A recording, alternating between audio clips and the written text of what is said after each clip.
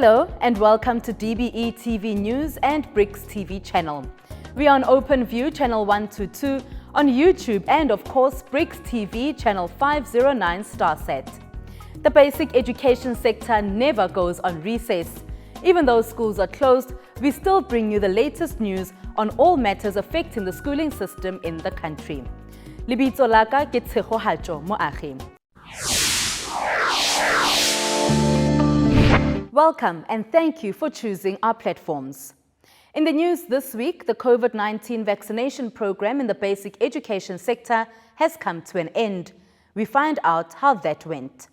President Cyril Ramaphosa announced that schools will reopen on the 26th of July and not the 19th as announced previously by Minister Angie Motshekga. We get more from the department about the consequences of this. There has been an outcry from some about the deployment of Cuban nationals in the country. The department sets the record straight on these specialists' role in schools. The COVID-19 pandemic has hit the sector and households hard. The NITS CRAM survey has revealed that more than 500,000 learners have dropped out of school since the pandemic landed. Stay tuned to the bulletin to find out more. Do you enjoy reading?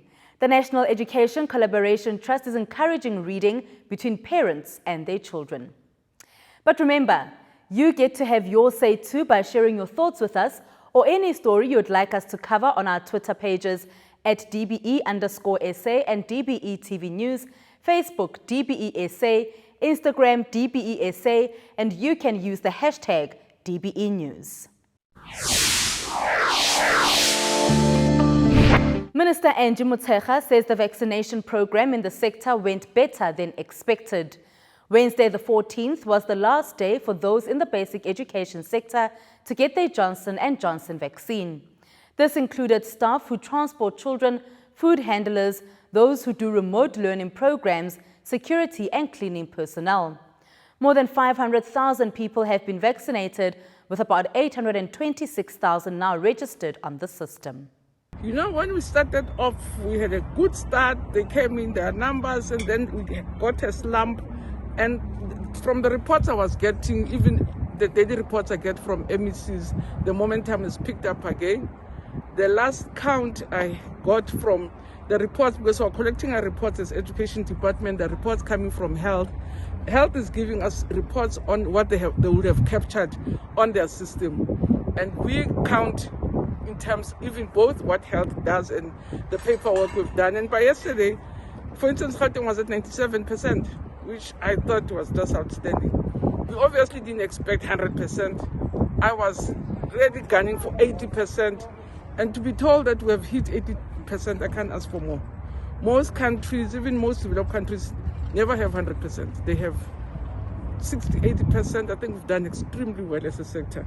We still expect mop-ups of those who would have been infected. I think those were not very sure, but I hope they come before we reopen schools, because when we reopen schools, there won't be time off to say, I'm still going to vaccinate. I really don't think, I really hope all of them use this period. Some will have an advantage to come with age. The under 50s are here, so if they've not come under the education one, they can come. The above 35 are coming, they should come. The department has admitted that there were challenges in the beginning of the process, but things were resolved soon in order to assist those in the sector. It has been a very hectic journey. Of course, I would say that because we encountered a lot of challenges, especially on the EVDS, where sometimes colleagues, when they went to the site, they were not appearing on the EVDS, where there was no communication between the front end and the back end of the system. And we managed to resolve those issues in the this week on Monday with the Department of Health, where we agreed that we will go for paper-based registration. Let me also indicate that some provinces already started, like Gauteng. I know that they were registering some of the colleagues using the paper-based, but all the provinces started the paper-based on the last push of the campaign. And we can safely say that all provinces, those who were turned away and came back on the last 2 days, they managed to get vaccinated. There has been unrest in parts of the country, with many unable to get to a vaccination site. The department says if one could not receive their jab during this period, they are still able to go to the various vaccination sites set up by the health department. You see, we encourage all our employees, all our colleagues to access the sites because, as I indicated, we have over 826,000 employees recorded on the EVDS. If they go to the public sites, they will be able to access the vaccine. So we encourage our educators to say continue, especially the 50 years plus and the 35 year and above. Most of them are already recorded on the EVDS, so they can just go to any health site that is vaccinating. They will be able to be vaccinated. Now, President Cyril Ramaphosa announced that schools will reopen on the 26th of July. This as the country continues to battle the third wave of COVID-19 and now on lockdown level 4. Minister Angie Motshekga had said learners would return to the classroom on the 19th of July. So how will this affect schooling? Well, it affects learning in a big way because we have lost a week, and when we look at our calendar, it looks like we'll not be able to recover all the 5 days that we have lost as a result of the announcement of the president and the changes that have had to happen as a result of that announcement.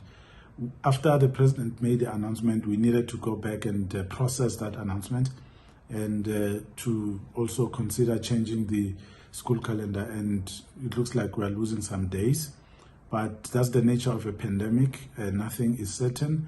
You work in a very difficult situation, a moving target, so we are going to have to make do with the few days that we have, but schools will have to work very hard.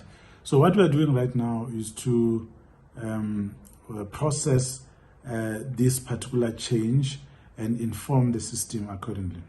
We know that the initial plan was to have all primary school learners in the classroom when schools reopen. Is this still the case? It is a possibility. That's what is being discussed. There are different meetings that have taken place to consider this matter. But we're also looking at the numbers. The COVID infections are also rising, and that is also making us to review our plans a little bit to say, yes, learners will eventually all go back, but not all at once. Maybe we must do this in phases. Looking at the numbers of COVID-19 infections and balancing that with the need to get education on track again as we begin this term. So a final decision will be taken. The good thing is that we still have some time to study the numbers, see what they mean, get evidence from science, get advice as well, and then take an informed decision. But those plans remain in place because that is what was approved by the NCCC as well as the cabinet. So we are going to be meeting provinces on a one-on-one basis to find out from them how far they are in terms of the state of readiness. Stay tuned. After the break, we find out more about the outcomes of the National Income Dynamic Study Coronavirus Rapid Mobile Survey. As you return to school in the COVID-19 environment, this is what you need to know. On your way to school, keep your mask on at all times. Avoid touching surfaces, but also try not to touch your face, nose and eyes. Remember to wash your hands with soap for at least 20 seconds regularly. It would be nice, but please don't hug your friends. Avoid sharing stationery and your books, but if you really have to, always talk to your teacher first about it. And don't ever share your mask. Your mask is your safety. Your mask is your health. When you get home, take off your mask and wash it with warm water and soap. Stay safe and remember to keep washing your hands. Play safe, work safe. Let's beat the coronavirus together. Welcome back. 500,000 children have dropped out of school during this 2020-2021 period due to the COVID-19 pandemic.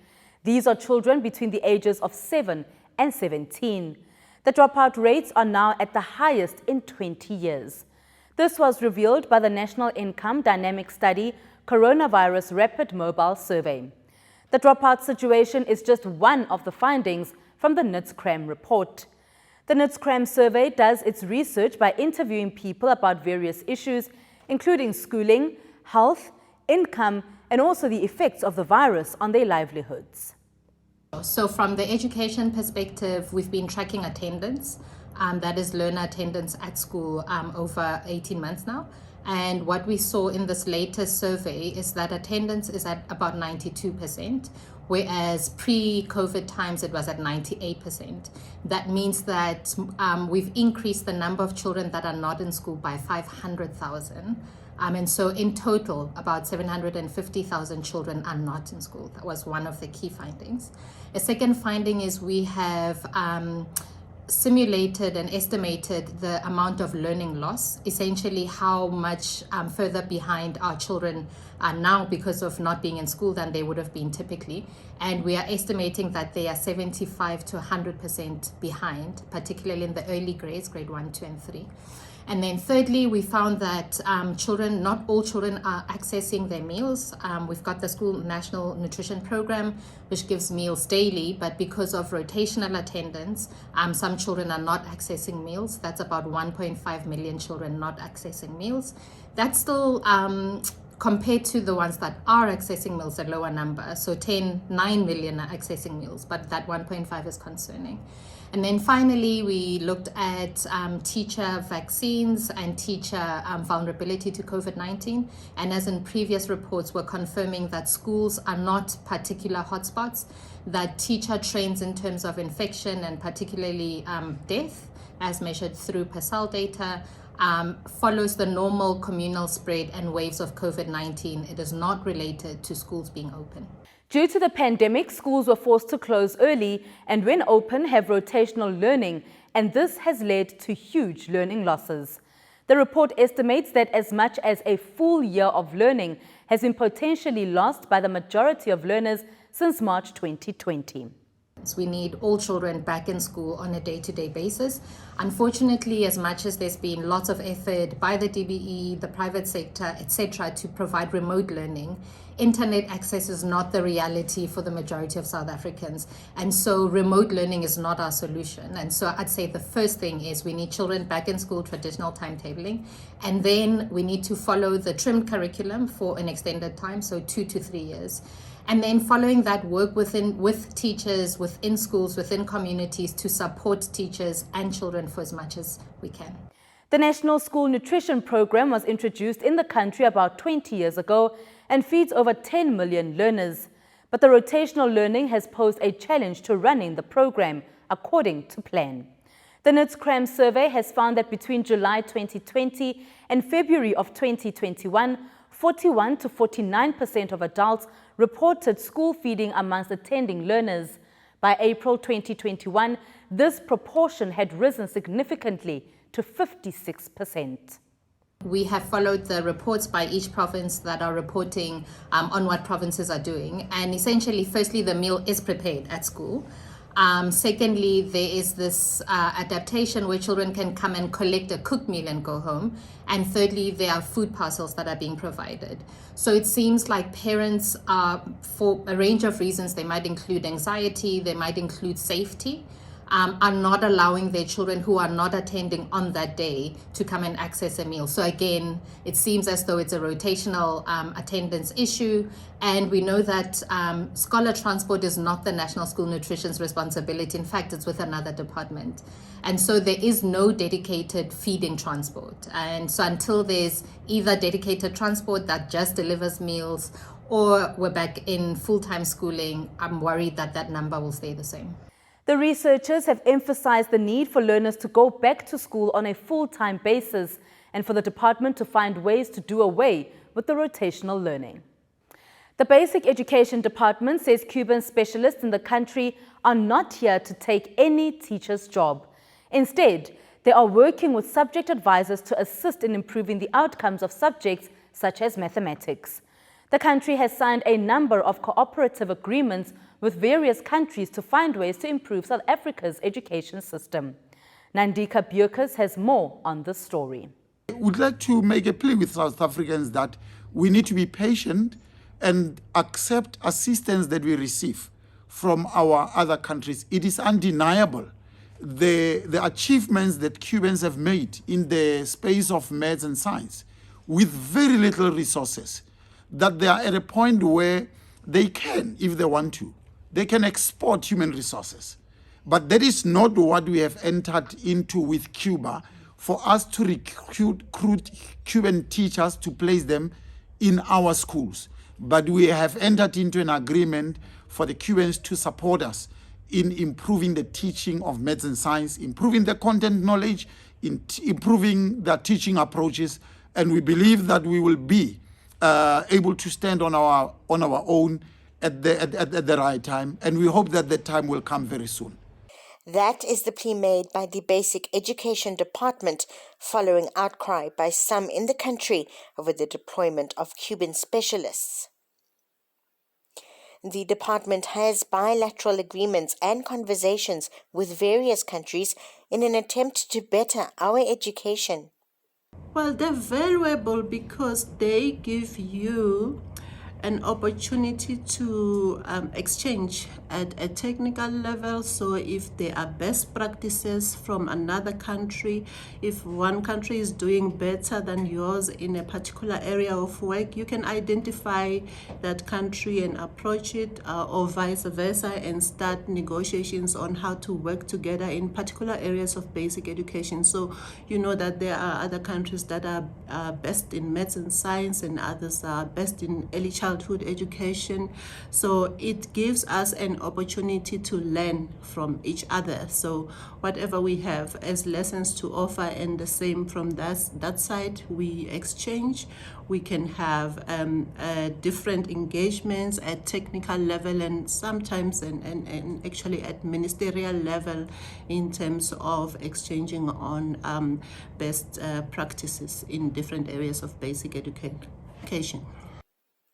So, during negotiations or conversations, what does the department look for in order to ensure contributions made are beneficial? For us, it's first, what is it that is our priority at that point in time? And then we look at who are the best players at that point in time.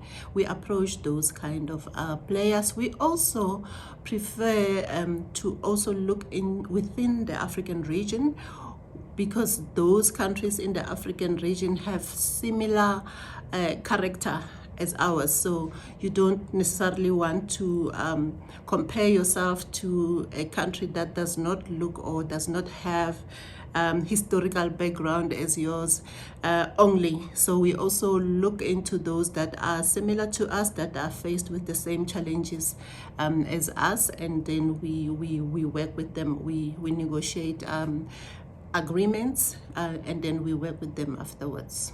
The department says partnerships with countries such as Cuba assist the sector, as there is currently a shortage of mathematics specialist teachers. The studies that were conducted that were checking whether South Africa has requisite skills in a variety of professions, particularly those that require maths and science as foundational subjects, it was discovered that there is a shortage.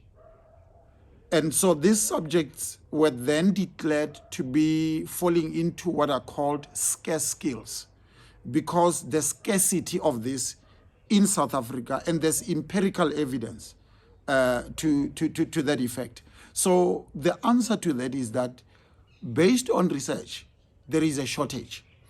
And this is not only based on research, it is also based on practice on the ground, that there is evidence of schools that are dropping mathematics and sciences. And when follow through is made to find out what are the reasons, the principals advance the reasons that we have shortage of teachers. I don't have a teacher who can teach the subject. So as a result, the best thing to do is not to offer it. So evidence on the ground is telling us that there is a shortage of teachers, and as a result, we have schools in South Africa that are not offering mathematics. What then is the role of the Cuban specialists who are currently in the country? South Africa has signed a number of cooperative agreements with a number of countries. And amongst those countries that we have signed the cooperative agreements with is Cuba. And within this agreement with Cuba was to bring experts from Cuba to come and assist us with training and supporting subject advisors as well as teachers in improving, one, their content knowledge of the subject, two, to equip them with the skills and the pedagogies to teach what are identified as difficult topics in mathematics. And we have a group of Cuban experts who arrived in the country in 2017 on a 5-year agreement. And these Cubans, some of them have been deployed in provinces. We have 4 provinces in particular that have received them. That is Free State, that is Gauteng, that is Eastern Cape, and that is Limpopo. And these specialists are based in the province, working with subject advisors to develop materials that can be used by teachers in adopting new and tested approaches in teaching of these subjects. And the evidence that we have at our disposal is that teachers who are working with these specialists appreciate the contribution that they are making. And they find the materials that they have shared with them and the approaches that they have shared them through workshops to be very valuable. With these specialists in the country since 2017, have there been any noticeable improvements in the sector? I can confidently say in provinces where the Cuban specialists have been deployed, provinces like Free State, Limpopo, Eastern Cape, we have seen improvements in these provinces. Though one cannot say that it is only because of this intervention, but we strongly believe that this intervention has made a huge contribution. Eastern Cape, in particular, has shown gradual improvements over the years. Limpopo has produced quality results in maths and science. A number of distinctions. Limpopo is topping almost all provinces in terms of production of quality results. And we believe that this intervention and the collaboration that we have with the Cubans has made a contribution towards such improvements. The department has acknowledged that turning things around in the sector will take a while, but are confident about the work currently being done.